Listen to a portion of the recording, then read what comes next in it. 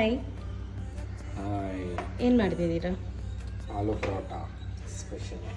So ಇವ್ರು ಆಲೂ ಪರೋಟ ಮಾಡುವಾಗ 2 ಕೈ ಉಪಯೋಗಿಸಿ ಇಟ್ಟು ಕಲಿಸೋದು. ಹೆಂಗೆ ಮಾಡೋದು ಆಲೂ ಪರೋಟ? ಸೊ ರೆಸಿಪಿ ಎಲ್ಲ ಹೇಳಲ್ಲ, ಸೀಕ್ರೆಟ್. ತಿಂದಾದ್ಮೇಲೆ ಹೇಳ್ತೀನಿ.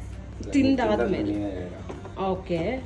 ಸೊ ಸ್ಕೂಲ್ ಸ್ಟುಡಿಯೋ ರಜಾ ಇದ್ದರೆ ಕುಕ್ಕಿಂಗ್ ಪಾರ್ಟ್ ಟೈಮ್ ಜಾಬ್ ಇವಾಗ. ಸ್ಕೂಲ್ ಇಲ್ವಲ್ಲ ಅದಕ್ಕೆ.